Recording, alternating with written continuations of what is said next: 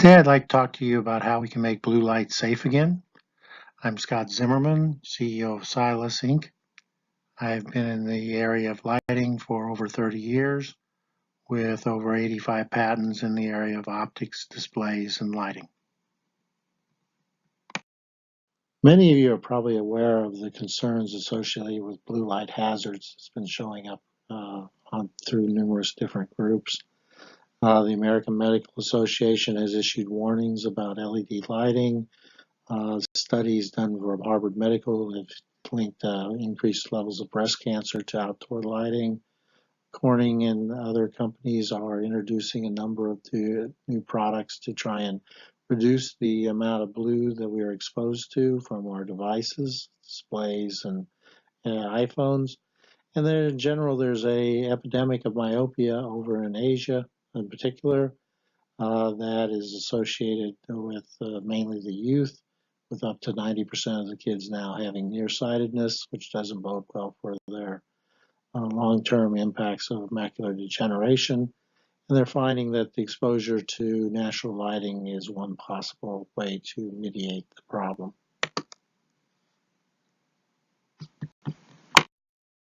I'd like to start our conversation with a definition of terms so that we're all on the same page.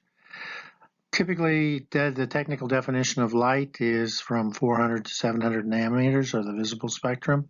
But for the purposes of this conversation, I'd like us to deal with the wavelength range that's associated with light as it impacts us on the surface of the Earth.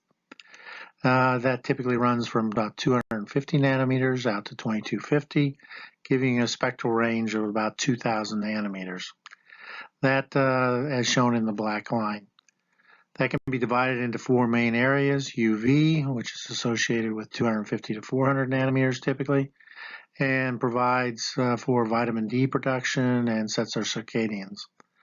And of course, then they have the visible range, which is provides us with the ability to see for those of us who've been blessed enough to get eyesight. And then you're followed by the near infrared and the IR, which represents the largest portion of the energy that impinges on our body. The near infrared in particular being fairly unique in that a biological window exists where most organic materials and a number of inorganic materials for that matter exhibit very low absorption. This allows for deep penetration into our body. The infrared is unique as well in that is dominated by water absorption. And at that wavelength range, all of us are equal. We are basically black skin with white hair.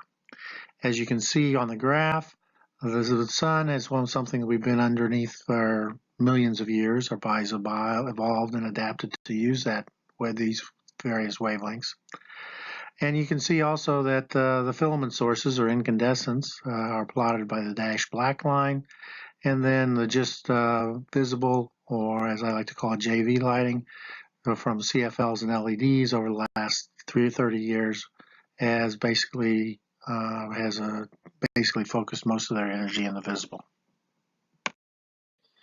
So based on what we did with the previous graph, it's possible now to plot the spectral content as a function of history. So the blue line is just that.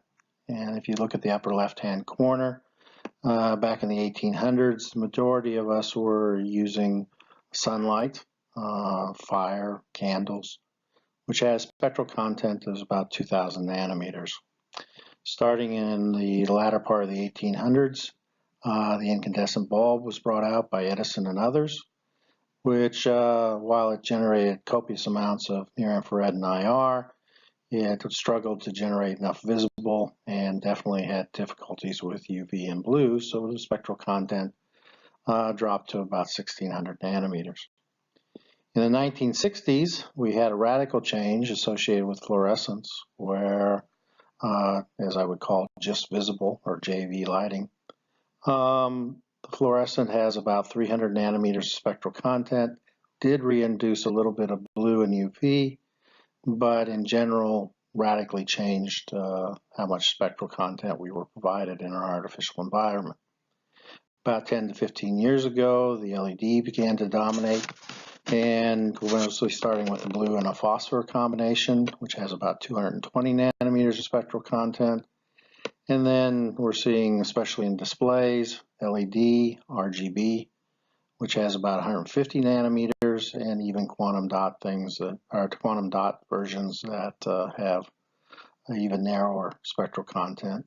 Eventually, if we ever get lasers involved, then you're looking at only a few nanometers of spectral content within our displays and our lighting. Also plotted on the graph is some curves associated with various ailments. Starting here with the green one. Back in the 1950s, about 20% of the population suffered from myopia or nearsightedness. And then we saw a rapid increase till present day where, especially in Asian countries, 90% of the population has nearsightedness. In fact, they call it a myopia epidemic.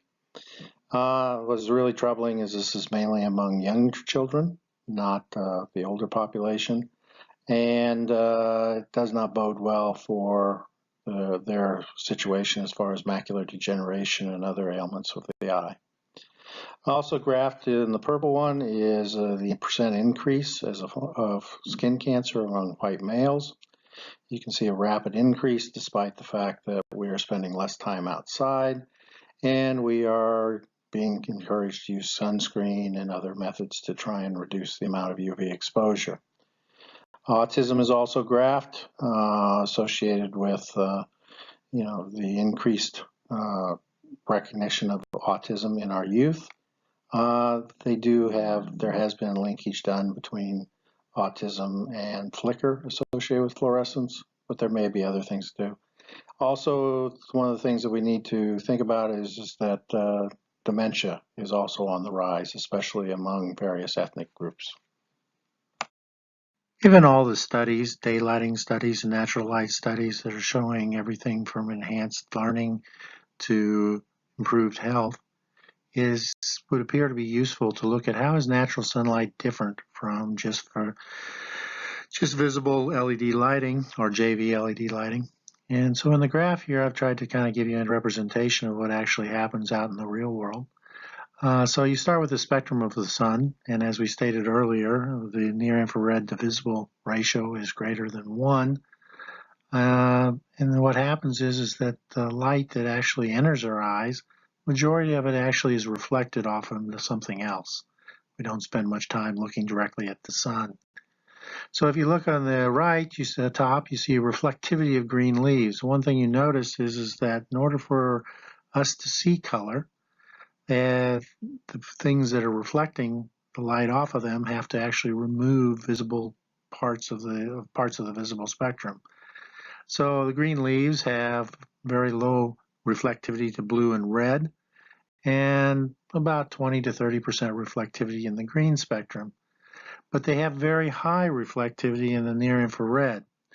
So when the sunlight hits the leaves and bounces in towards our eyes, the spectrum that actually enters or goes to our eyes can be shown in the middle graph, which is predominantly near infrared, and the near infrared to visible ratio becomes greater than 5.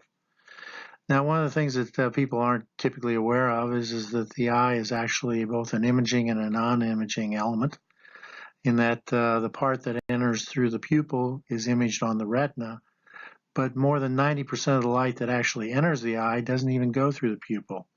The sclera and the eyelids are both highly transmissive to near-infrared and scattering. So majority of the near-infrared, which is the dominant wavelengths that's actually coming at the eye after the transformation we went through, scatters into the retina or into the eye and floods the inside of the eye with copious amounts of near-infrared. So what ends up going into your eyes in the bottom with a near-infrared to visible greater than 30, and I'd add that for a blue light source, it's actually a near-infrared to visible ratio greater than 300. So the point of this is that what actually happens in nature is that the eye collects an excess of near-infrared, and as we know from numerous medical studies, near-infrared stimulates ATP and repairs damage, And so you can say that nature basically is preloading the eye with a bunch of near-infrared, especially for the purpose of repairing the damage done for UV and blue photons. Unfortunately, with just visible LED lighting, they emit zero near-infrared, so this is not available for the body to use for its own natural defenses. What we now know is that JV lighting is not harmful because of what it emits, but because of what it omits. As you can see in the two graphs, the blue that comes from a JV LED lighting or display is entirely different than what a blue that's in nature. And what we now know based on the medical community's work is that near-infrared is an integral part of our body's natural defenses and necessary for our body to protect itself from the higher harmful rays associated with UV, violet, blue, and even green. In talking about light, a lot of times it's useful to look at the photons and get a count of what's actually coming into your eye or on your skin, and I've done it here for a 10-hour period. And you can see that there's an extreme amount of photons that are actually delivered to the eye, both in the near-infrared and blue spectrum. In the case of sunlight, as we showed earlier, there's this amplification effect where the amount of near-infrared photons exceeds the amount of blue photons by orders of magnitude. If you go into an office that has windows, but it's got LED lighting, what you'll see is that ratio is reversed, where now blue is the dominant and near-infrared is much lower and in fact deficient, not providing what the other case, the case where it's actually protecting us against the effects of the blue.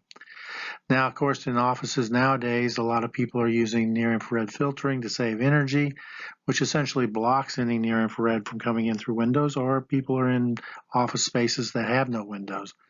And in that particular case, you have no near-infrared, but you still have a lot of blue coming from your various lighting and displays.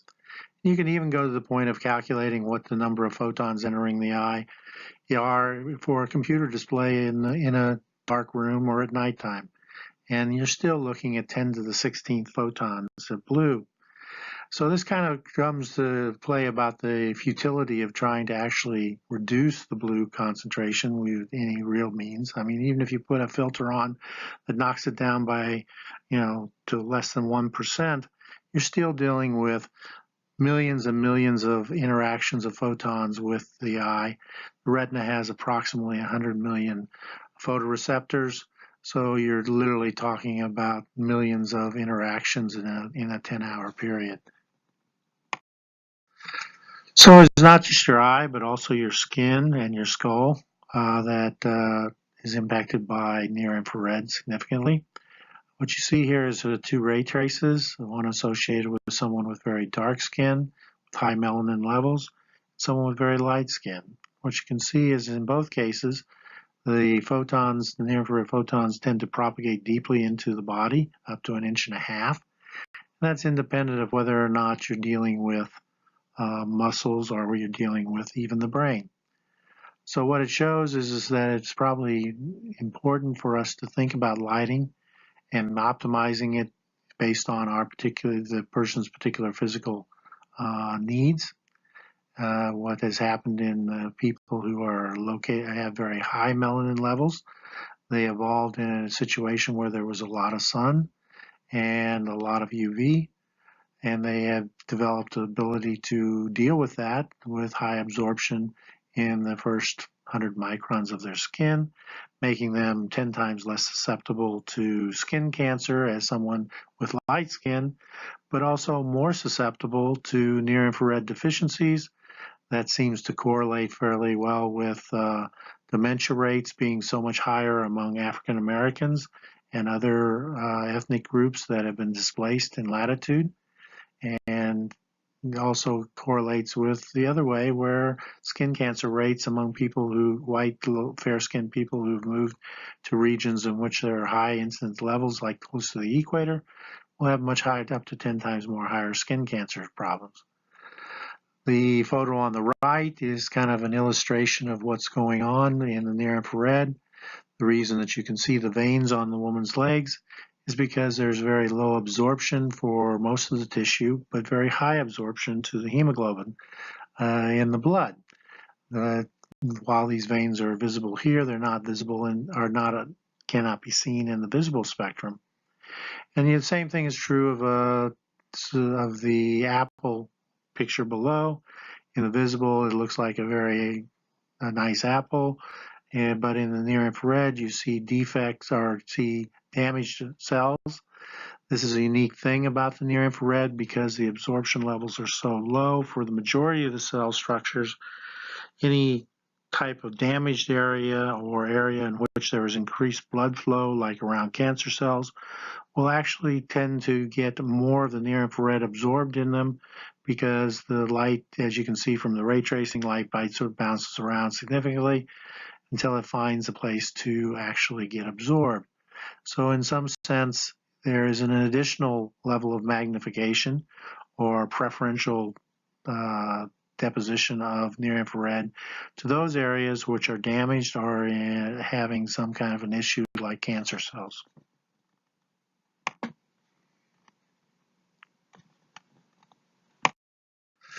So why is just visible or JV LED lighting so bad for us?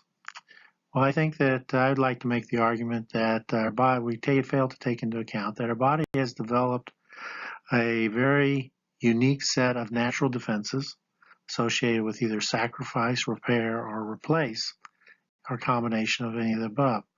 As you can see from the normal skin model that's there, the epidermis has essentially taken on the role of being a sacrificial layer.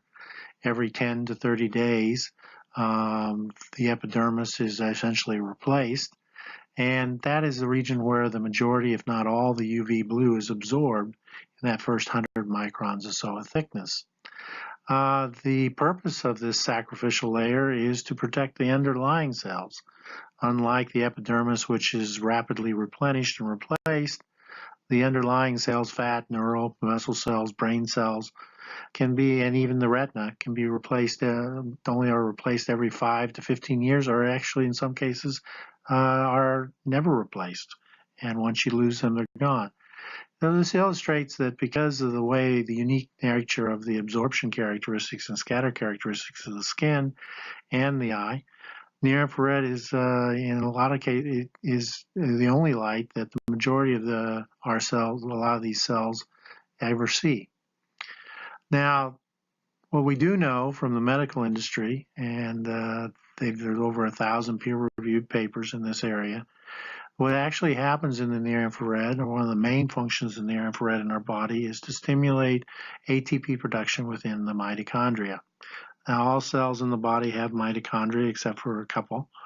And the point of that process is to essentially stimulate regeneration, growth, and what we're seeing is that there's an important aspect to how our body protects itself and in one of its major natural defenses.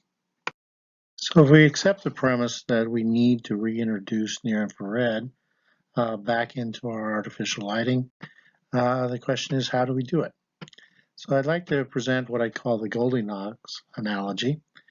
And it starts with the premise that natural sunlight is our human-centric lighting baseline. If you look at natural lighting, our natural sunlight, you'll see that it has a near IR to visible ratio greater than 1, and a near IR to blue ratio greater than 10, and it being essentially the baseline against which we should be actually comparing. This is supported by numerous daylight studies that show everything from enhanced learning capability for children in natural lighting compared to artificial lighting, and numerous other elements that are benefit from the use of natural lighting compared to especially just visible LED lighting. So in the first case, something that's been around for centuries is what I'd call too hot, which is incandescent, which has a near infrared to visible ratio greater than 10 and near infrared to blue greater than 100, making it blue deficient and have an excess amount of near infrared and IR, which will essentially waste energy and doesn't provide us with what we need as far as circadian type stimulus. They say this is compared to what I'd call the too cold solution, which is just visible or JV LED lighting and displays, which inherently has a near IR to visible and near IR to blue ratios equal to 0. Because they have 0 near infrared and IR available to benefit our body. These tend to be expensive solutions due to the complexity of the drive conditions. They have medium reliability, and they end up using a significant amount of raw materials associated with mainly the electronics necessary to drive these particular type of displays and light sources. The last, what I would suggest is that the just right solution is, of course, Silas's near-infrared enhanced LED lights and displays. They're characterized with a near IR to visible ratio greater than 1 and a near IR to blue ratio greater than 10, which matches sunlight. And it saves energy as it provides us with the near-infrared protection that we need. It has higher reliability than even the LED solutions. It's cheaper and uses significantly less raw materials because of the simplification of the whole design. The Silas near-infrared enhanced LED lighting is a hybrid design. It basically takes advantage of the best parts of the filament along with the best parts of the LED.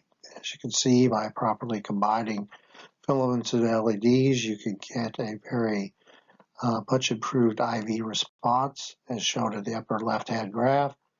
Start out goes from 0 up to 15 volts. At low voltages, the spectral content output is dominated by the filaments and have a beautiful orange-red coloration. And as you increase the voltages, the LED can become the dominant output, driving it from this beautiful sunset all the way up to midday daylight. And then you can set the amount of near-infrared to visible ratio depending on how you pick the filaments to go with the LED itself. One of the big issues associated with just visible LEDs is the problematic IV curve. As you can see at the lower left, there is a turn-on voltage, and then there is a very rapid increase in current as a function of voltage. This requires you to use extensive amount of circuitry to compensate for this rapid change and use things like constant current drivers. By combining it with the basic circuit that's shown similar to the circuit that's shown up in the upper right, you can correct this problem and make something that not only has a very gentle IV curve where voltage dimming is a possibility, but it also naturally matches what happens with the sun. As you drop the voltage, the intensity and the color shifts as you would expect in a sunset. You can see in the lower right-hand corner the components that are typically used. You'll notice that the filaments themselves are very small. Does not take much in the way of filament bulbs because the LED or the filaments are so efficient at generating near infrared, and we're only trying to match the amount of near infrared to the amount of optical watts of visible. So in this particular case, the drive characteristics of the filaments are low, and they are actually the higher reliability component in this design. So much so that we had to actually come up with a much higher reliability connection system for the LEDs. That's associated with the carbon nanotube yards, and essentially taking the failure mechanism associated with electromigration and stress migration out of the equation.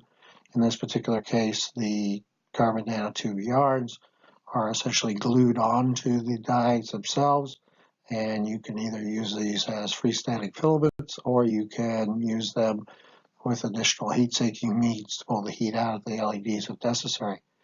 Because of the way the structures or the circuit is actually put together, the filaments themselves are the high reliability with multiple billion hour lifetimes expected compared to the LEDs, and so that you end up with a minimal amount of material, a very simple drive characteristics, greatly reducing the amount of extra components necessary compared to JV LED lighting.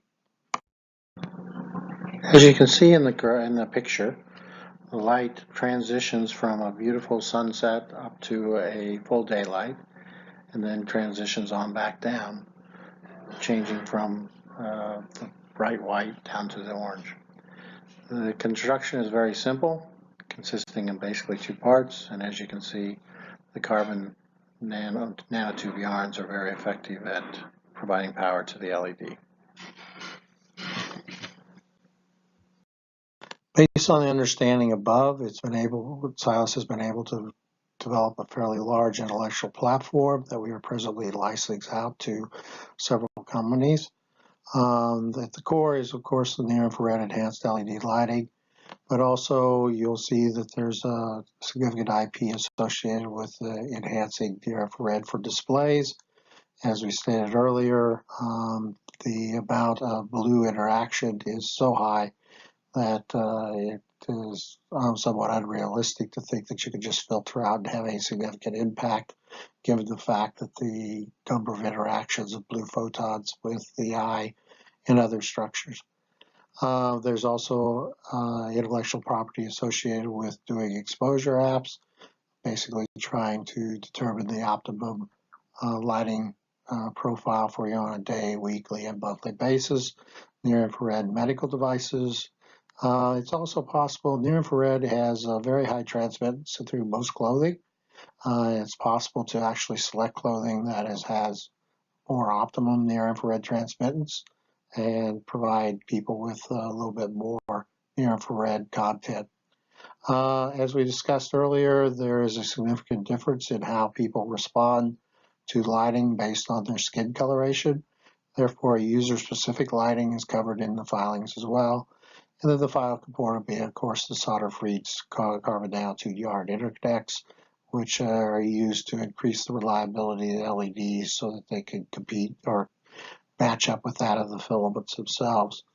In general, the Silas technology is applicable to lighting, displays, sportswear, software, electronic packaging, and healthcare markets.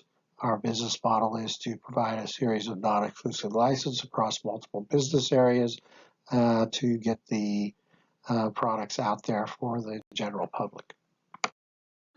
So hopefully I've been able to convince you that it's important for us to reintroduce near-infrared into our artificial lighting systems. The question is, how could you maybe help? One thing, of course, is you can support Silas and Silas's licensees. In particular, an interesting story associated with one of our licensees, Aerotech Light Bulb Company. Aerotech was the last incandescent manufacturer in the United States. Unfortunately, in 2015, they had to shut their facilities. They had gotten permission from the DOE to allow them to continue to make incandescent bulbs, but unfortunately, the Chinese at that point made it impossible or would refuse to sell them the raw materials necessary for the continual operation, so they were forced to shut down. That's why it's so important that we introduce technology and bring manufacturing back to the United States. The other thing you do is ask your employee to consider the benefits of near-infrared enhanced lighting. Just a 1% increase in productivity more than dwarfs the cost savings associated, energy cost savings associated with lighting in general. Push the DOE to rethink the JV LED lighting approach. Presently, some of their rebate programs and requirements are limiting the ability for companies such as ourselves to innovate and provide the public with healthier lighting solutions. And then lastly, become more aware of what near-infrared impacts your health. Below are some more key words that you might want to search on.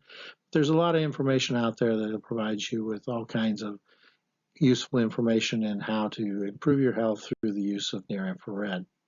If nothing else, go for a walk in the park or sit down in front of a fireplace with your significant other.